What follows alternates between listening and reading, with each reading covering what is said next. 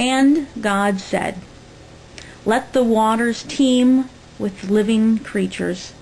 Let the birds fly above the earth and across the expanse of the sky." So God created the great creatures of the sea and every living and moving thing which the waters teemed, according to their kinds, and every winged bird according to its kind. And God saw that it was good.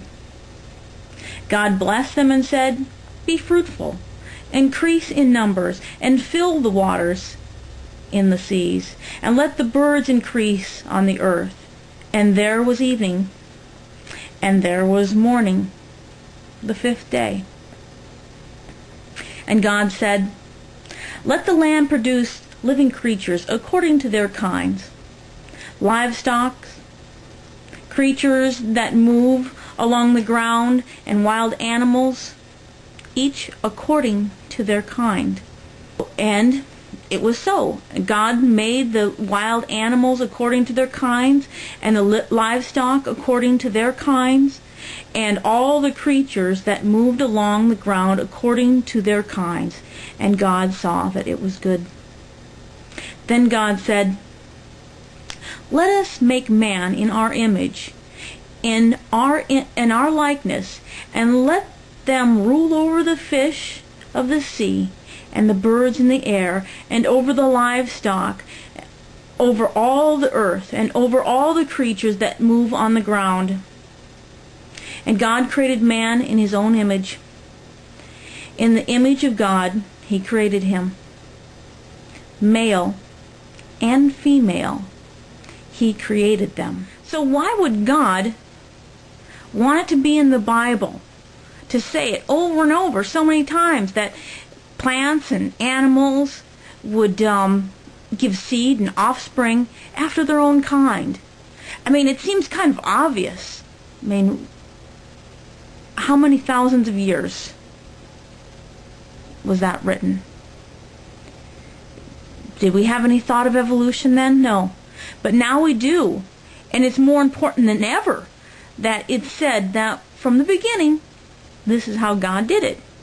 Now it also mentions that God made them male and female. Now, according to the evolution theory, how did the male-female reproduction come along is a good question that I think is often overlooked. And it's overlooked by strong delusion. Evolution cannot explain it. I mean, it just somehow magically happened in the ooze. We cannot reproduce that experiment. It's like a miracle. It can't be reproduced. We don't see it happening. But that's what happened. And from that simplest one-cell life form, it reproduced itself.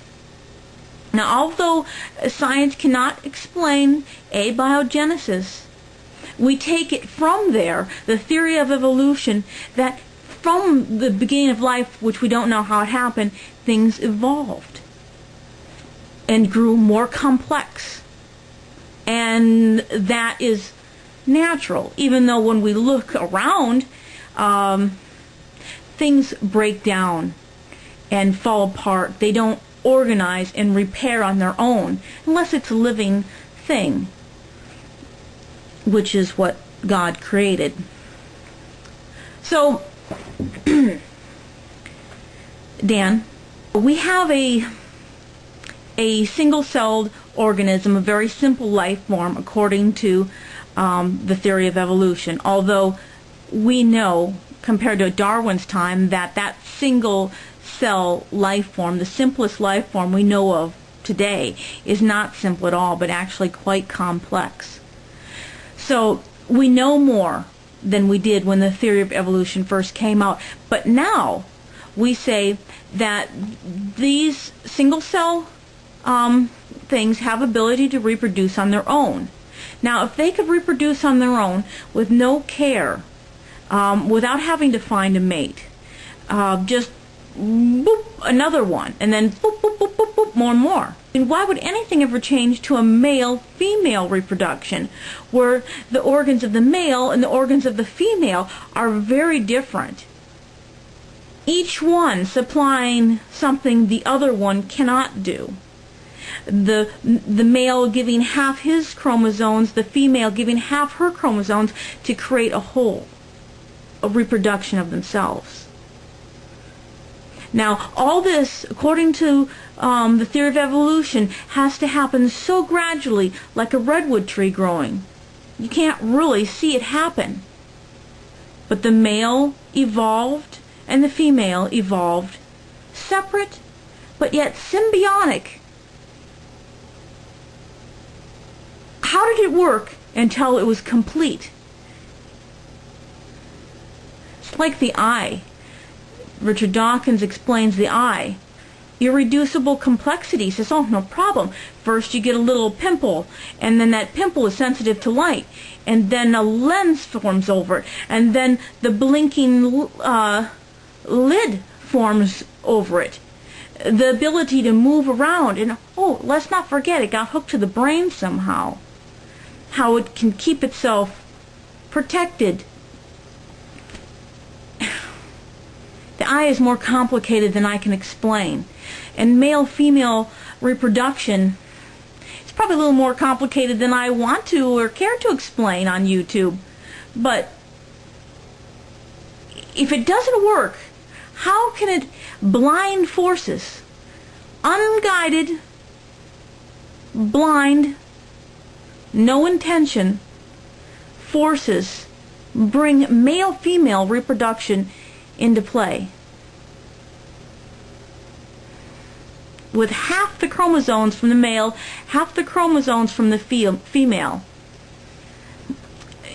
You're saying, isn't it counterproductive that God would make his message so confusing?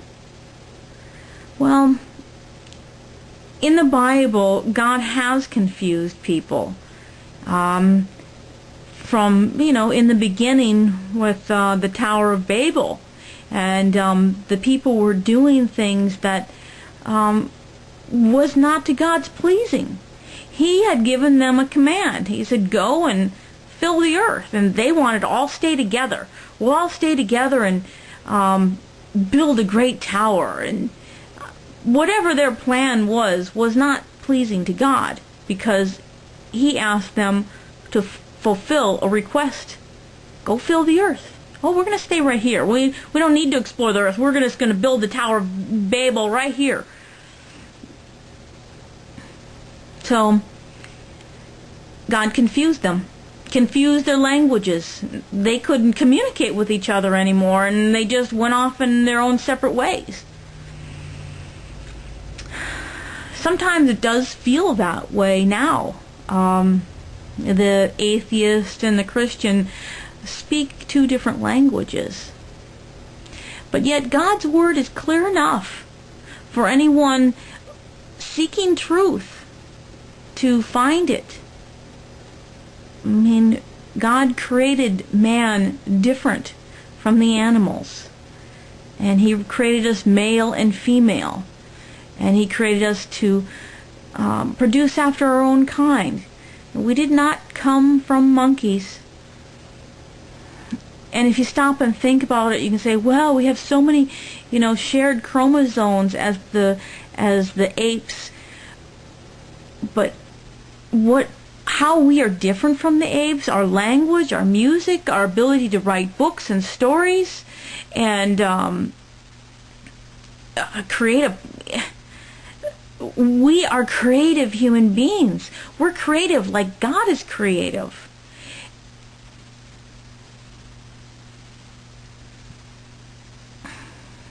Yet we want to refuse to see that. We want to say, no, it can come about by natural means. We don't need a God.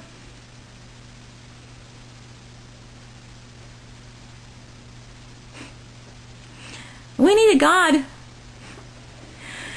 If God's not in control, we're just floating out in space. no rhyme or reason.